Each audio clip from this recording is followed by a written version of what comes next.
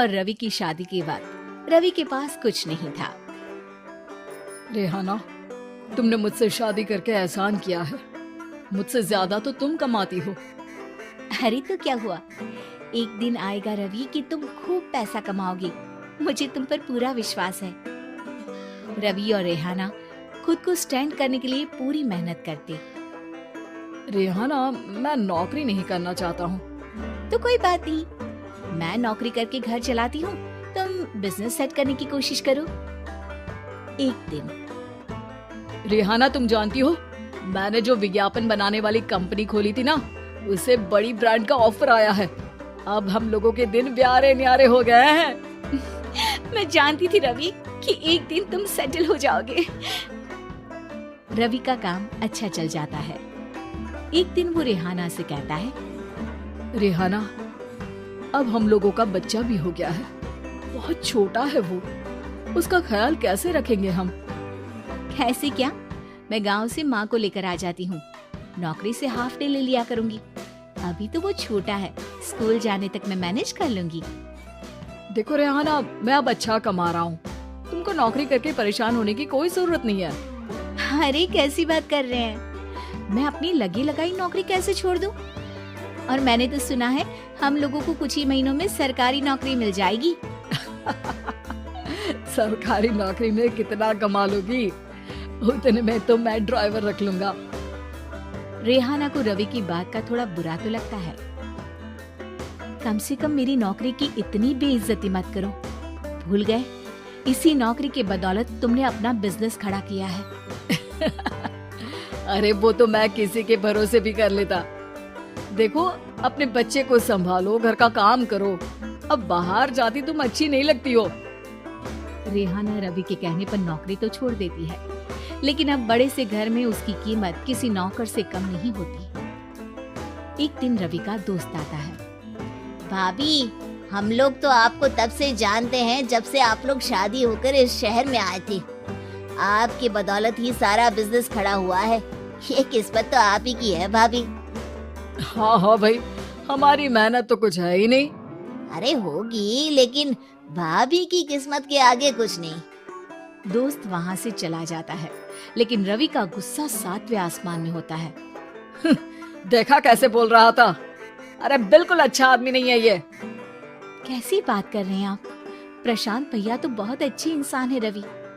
कैसे उन्होंने हमारे मुश्किल वक्त में हमारा साथ दिया था। अरे था पैसा तो साथ दिया, नहीं तो कौन पूछता है? रवि का व्यवहार पैसा आते ही अलग हो गया। वो बंदे को बंदा नहीं समझता। घमंड से घिरे रवि ने तो एक दिन हद ही कर दी। रेहाना, मैं अब तुम्हारे साथ नहीं रह सकता हूँ। क्या क्या बकवास कर रहे हो रवि? क्या कहना चाहते हो? और क्यों नहीं रह सकते तुम मेरे साथ? देखो, मुझे कोई और पसंद है और उसने साथ रहने पर बस यही शर्त रखी है कि मुझे तुम्हें तलाक देना होगा। रेहाना, जो कि एक स्वावलंबी महिला थी, उसने बिना देर किए रवि को कह दिया, कोई इश्यू नहीं, मुझे पैकिंग में 4 दिन का वक्त लगेगा, लेकिन तब तक मैं तुम्हारे साथ नहीं रहूंगी। 4 दिन के लिए तुम कहीं और शिफ्ट हो जाओ, मैं घर से निकलूंगी तो बता दूंगी। रवि घर छोड़कर चला जाता है। रेहाना को दुख होता है, वो रोती है, लेकिन व्यवहार से स्ट्रॉन्ग रेहाना को पति के वापस आने का और उसे सबक सिखाने का पूरा भरोसा था। फिर एक दिन, अरे शुशिका, कब शादी करोगी तुम मुझसे? यार मैंने तो सोचा था तुम शादी से पहले मुझे विदेश लेकर जाओगे, महंगी कार दिलाओगे। अरे सब दिला दूंगा, लेकिन पहले मुझसे शादी तो कर लो। हाँ हाँ, क्यों नहीं। मैं कुछ दिनों के लिए अपने मम्मी पापा के पास जा रही हूँ और लोगों से अपनी शादी की बात करूंगी। अरे शुशिका, कैसे रहूंगा मैं तुम्हारे बिना? अब तो शादी ही होने वाली है हम लोगों की।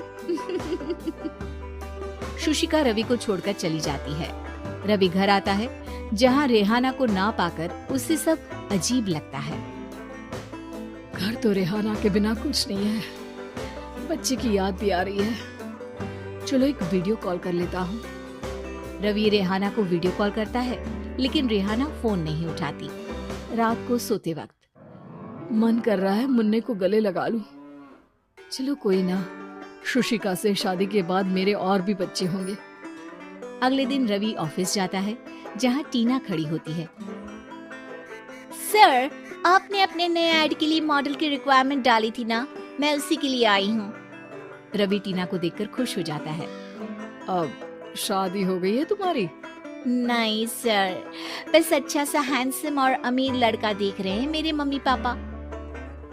रवि के दिमाग से तो टीना को देखकर शुशिका का ख्याल भी खत्म हो जाता है। अरे यार, ये लड़की मिल जाए कितनी सुंदर है। शुशिका तो इसके आगे कुछ नहीं है। क्या तुम्हें ऐसा नहीं लगता कि मुझसे मिलकर तुम्हारी ये खोज खत्म हो गई है? आप तो 2 बच्चों की पापा लग रहे हैं।